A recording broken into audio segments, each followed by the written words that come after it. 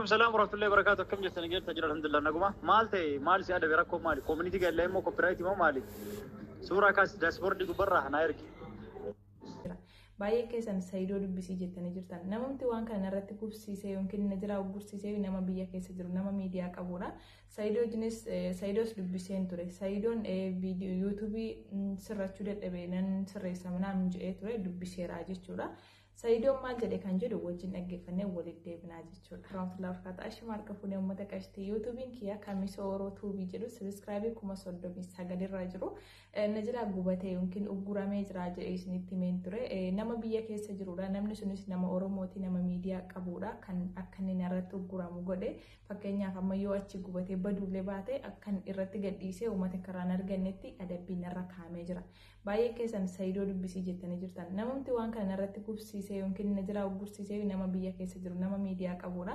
saayidoo jinis saayidoos dubbiseen ture saayidoon viidiyoo yuutuubii sirrachuu dadhabee nan sirreessa manaan jedhee ture dubbiseera jechuudha saayidoon maal jedhe kan jedhu wajjin dhaggeeffannee walitti deebinaa jechuudha. وعليكم السلام ورحمة الله وبركاته. كم جت نجيب تجرى الحمد لله نقوم مال سيادة بيركب مالي كوميونيتي قال لي مو كوبرايتي مو مالي سورة كاس داشبورد دي برا هنايركي فيديو ديليت نقولنا كاس مديس. Okay, your channel will be suspended from the YouTube partner program on 26 April. Gaaf guyyaa didami jaha suspend sirraa gochuu deemanii mee yeroo biiroo seenu keessa banee ilaala email password argite copyright yoo kan namni sirratti ergee jiraate yoo strike namni sirratti ergee jiraate abbichuma san email isaatiin seentee kadhattanarraa kaasitteeni ittiin deebi'u jetteeni jechuudha yoo immoo warri YouTube sirratti ergee community guideline ta'a community san immoo formiin guutameet baatii sadiitti akka sirraa ka'u gochuu hin danda'ama community jechuudha kanaan dura mee qabda strike mee qabda yoo video dilee strike dha warra TV wanti akkuma jettee TV santuyyuu wanti sirra erge jarri automatic irra deebisanii sabaasanii akkana ta'e automatic irra deebisanii sabaasanii akkanatti copyright ta'e jechuudha strike ta'e. Assalamu alaikum warahmatullahi wabarakatuh. Ashima harka fuunee uummata qashtii yuutuubiin kiyya kamisoo oroo tuubii jedhu sabiskiraabii 39 irra jiru najira gubatee yookiin ugguramee jira jedhee isinitti himeen ture nama biyya keessa jirudha namni sunis nama oromooti nama miidiyaa qabudha kan akka inni irratti ugguramu godhe fakkeenyaaf amma yoo achi gubatee baduulee baate akkan irratti gadhiisee uummata karaan argannetti adabbiin irra kaamee jira baay'ee keessan saayidoo dubbisii jettanii jirtan namumti waan kana irratti gubsiisee yookiin najira gursiisee nama biyya keessa jiru nama miidiyaa qabudha saayidoo jinis saayidoos dubbiseen ture saayidoon viidiyoo yuutuubii sirrachuu dadhabee nan sirreessa manaan jedhee ture dubbiseera jechuudha saayidoon maal jedhe kan jedhu wajjin dhaggeeffannee walitti deebinaa jechuudha. Akkuma beekamu viidiyoo screenshootii waa hedduu jechuudha saayidootti ergeen ture jechuudha naaf ilaali jedhe dhumarra isin dhaggeeffachiisa sagalee saayidoo jechuudha kunoo saayidoo dubbiseetiin jira yuutuubii rakkoo qabu nan sirreessa jedhee ture.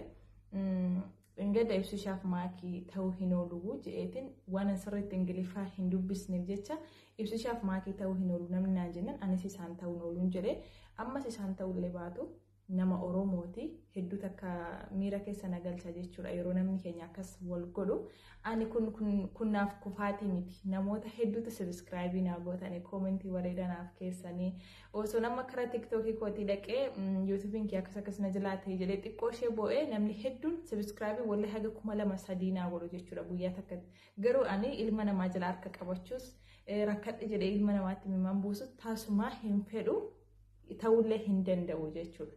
Rabbi kiyattiin bu'aa malee ani ilma namaatti hin bu'u innaa ibsishaaf maakiin jilaa hin uggurree haa galatooman isaan nama hedduutu isaan jaallata rabbi isaan haa guddisu viidiyoo isaanii nama 10,000 fayyadamee jira waan kana galgalanii ilaalanii hin jiran isaan jechuudha akkasuma nuti oromoon jechuudha yeroo baay'ee waan xiqqoo ishee wal kuffisuu barbaanna miidiyaa nama sanaa maqaa nama sanaa tokko lamaan lafa isinii ka'a jechuudha maaliif namoonni gara fuulduraatti yuutuuba banachuuf deemtanillee viidiyoo namarraa bareechaa of eeggadhaa isinii jechuu barbaada hedduu tokkoon cinqamee garuu maaliif amma arri guyyaan 27 miti kaleessa guyyaa 26 jechuudha guyyaa 7 naaf kennee ture namni sun yoo dhiifamaa sii godhee jedhee YouTube keerratti dalagatu dandeessa kan jedhu guyyaa 7 naa kenne jechuudha. Guyyaa 7 kana gidduutti nama narratti guree kanallee dhaqee dubbisuuf yaalee lakkoofsa nama sanaallee bakka hedduutti iyyaafadhee furadhee jechuudha.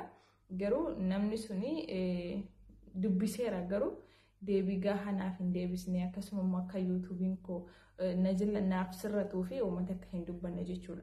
Saidoon YouTube kan dogoggoraan wanta akka keessa galchan sirreessuu danda'a. Kun immoo tokko abbaa viidiyooti kan na iyyate jechuudha warra YouTube'itti fedhii keenya malee viidiyoo keenya gadhiifatte kan isin ajaa'ibu jechuudha. Viidiyoo waggaa 3 arra eessa akka isaan ba'anii kana ugguranii hin beekan. Waggaa 3 jechuun yeroo reefu YouTube kee banadhu viidiyoon kun kamtu dhorkama kamtu dhorkamuyyuu baay'ee adda hin beekan.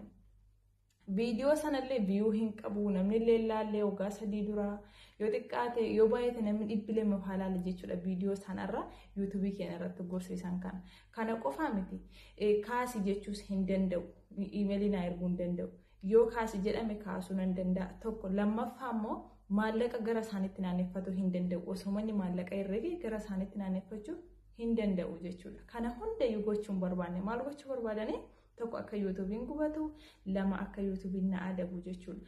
Osoo ammaan dura namni viidiyoo ko fayyadamte jedhee gizee 2 na himatee jiraate kana gizee 3ffaa na himatan ta'e YouTubichuma lammata ijaan hin argu jechuudha. Unuma haqama jechuudha bakka dileetii ta'a. Remove godhu jechuudha. Narraas akkuma bakka of biraa gubu jechuudha. Emailiin jira kaampaaniitii miti kan nuti paaspoortii isaanirraa fudhannee bananna miti kan nuti banannu isaanirraati jechuudha. Garuu ani carraa amma duras monetize irratti na adabee ture. Garuu adabbii isa kanaan walii hin fakkaatu jechuudha. Innaa warroonni na jaallattan warroonni abshirinaan jettan wallahi namoota keessan dhuftanii sagalee naa qabdan faatu jirtu jechuudha.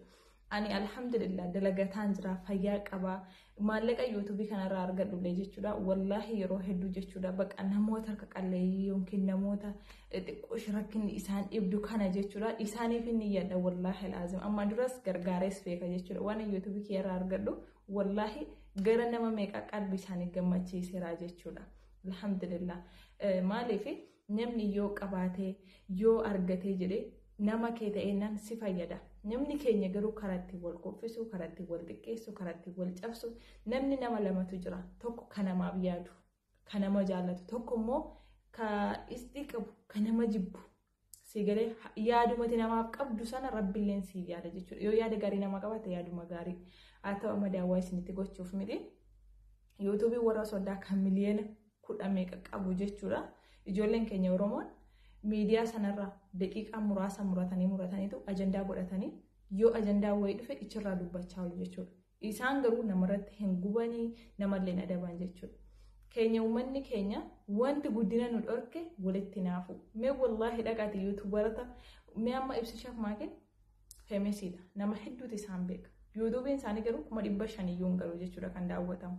Sini galee ijoollee afaan Amaariffaan hojjetan garuu kan namumti xiqqoo isaan beeku 500 miliyoona. Bakka hedduu wal jaallatu, hedduu wal jajjabeessu jechuudha. Namni keenya garuu ka yaada gaarii namaa qaburra kan walitti hamminaa, kan wal jibbu, kan wal kuffisutu baay'ataa jechuudha. Ani YouTube kanarraa miindaa guddaa wayii argadhee yookiin jireenya koo boriif guddaa takka abdadhee osoo hin taane bakka fedhumaan qaba. Waan hojjechuu barbaade, waan keessi koo hawwee, waan na fayyadadhee itti dadhabe takka hojjedhee maa itti mul'achuun qaba jedhee waan hin karoorsuufidha. Ammas adaraa subscribe gochuu hin dagatinaa yoo isinitti tole. Inni sun ji'oota muraasaa fi ugguramee jira jechuudha. Yoo na asirratti sirrate, yoo na asirrachuu baates immoo YouTube tokko miti shanjaa osoo hin banee jechuudha. Irratti hojjedhee akkan mul'achuu danda'u, akkan guddifachuu danda'u ofitti namana jechuudha. Sini galee namni nama jaallatus jira, namni nama jibbus jira. Innaa viidiyoon barbaade viidiyoo namaa yeroo irratti gadhiisullee namoonni tokko kan nama qeexxan jirtu kaan immoo gaariidha jettanis jirtu rakkoo hin qabu yoo waan barbaadan jettan garuu YouTube irratti yoo viidiyoo gadhiisuu baatanii nama adabaa jechuun teellaatti nama jalaa deebi'a jechuudha. Kanumaaf jecha namni waan mana namaa keessa jiruuf viidiyoo mataa isaa dalaguu waan hin dandeenyeef viidiyoo namaa gadhiisaa jechuudha. Haa ta'u isinitti dheeressee nama YouTube kana narratti uggure jechuudha. Eenyu jechuun keessan hin oolu jechuudha. Wallahi namni akkas godhe emailillee YouTube irraa naa dhufeera jechuudha. dhibbaan dhibbatti warra OBN ti jechuudha. Kan isaanis rabbaa gubuu hin jedhee arrabsee amma dhiyeenyatti biyyan gala. Warra OBN kana jechuun uummatuma Oromoo keenyaati kan kee hojjetaa oolan. Ijoolluma Oromooti kan OBN keessa hojjechaa oolan. Isaan immoo osoo YouTube isaanii irraan buuse ta'e nama ajaa'ibu jechuudha. Ayyaanni Arafaa waggaa 3 dhuftu Facebook irraa viidiyoo tokko buuse natti tole naan jechuudha. Ayyaana Arafaa ture wanti sun qophii ayyaana Arafaati. Facebook irraa buuseetanii YouTube irraa kaa'e jechuudha. Kana waan waggaa 3 duraa jechuudha. Lafa isaan ba'anii dhufanii tarii maallaqa guddaa herregaaf jedhan ta'e waanuma isaan yaadanii dhufanii hin beekan jechuudha. Namni keenya yeroo baay'ee isti qaba. Dhiyoo kana YouTube irraa maallaqa argattu jedhee viidiyoo wayii karaa YouTubeis karaa Facebookis hojjedheen ture warroonni fedha qabdan banadhaa jedhee tarii san argannatti fakkaata. Yeroo baay'ee waan rabbi tola sitti tolee waan argatte hunda namatti himanii namni gaarii siif yaadu jedhanii namoonni nama gorsu jechuudha. Jechuun ani amma waa qabaadhee osoo hin taane namootuma waa qabaniin waan rabbi tola sitti tolee waa hunda namatti himin kan jedhan jiru miti. Ani waan akkasii sana hin beeku jechuudha. Waan an qabu waan ani karaan itti waa argadhe takka namni kamuu akka argatu nan barbaadaa jechuudha. Kanumaaf waggaa 3 ta'aniitu amma dhufanii YouTube keenya irratti ugguraan jechuudha. Daqiiqaa xiqqoo sanuu jechuudha. Sanuu munaan ilaalamne viidiyoon sun. Inni warra OBN ti ijoollee keenya kan Oromooti. Dubbiseen jira. Naasirreessuus hin dandeenye. Bakka yeroo isaan naasirreessanis darbee jira jechuudha. Amma torbee tokko naaf kennamee ture. Saayidoo immoo dubbiseera jechuudha. Saayidoo dubbifnaan bakka kana booddee YouTube viidiyoo sirreessan malee takka ture sirraa ka'uu hin oolu. Adabbiin kun naan jedhee jira. Innaa kanuma isin jechuu barbaada. Yoo isinitti tole subscribe gochuu hin dagatinaadha. Yoo isinitti tole yoo na jaallattanii wallahi ani jechuudha baay'ees bakka dirqiin na jaalladha dirqiin subscribe naa godha jedhullee hin barbaadu. Ammas akkasuma miidhameen jira YouTubein kun jila gubateera jedhee namatti bo'ee fuuldura namatti bo'uu barbaadu. Namoonni YouTubein kun utuu gubatee ituu nu mul'achuu yoo baadhee anumaa kana yoo na jibbanis jiraachuu danda'u. Isaanis haa jiraatani. Maaliif namni waanuma haguma namaaf yaadu argataa jechuudha. Inni akkasii warroonni YouTube banachuu fedha qabdanillee banadhaadha. Warroonni carraa irratti hojjechuu qabdanis bitadhaadha. Isin jaalladha.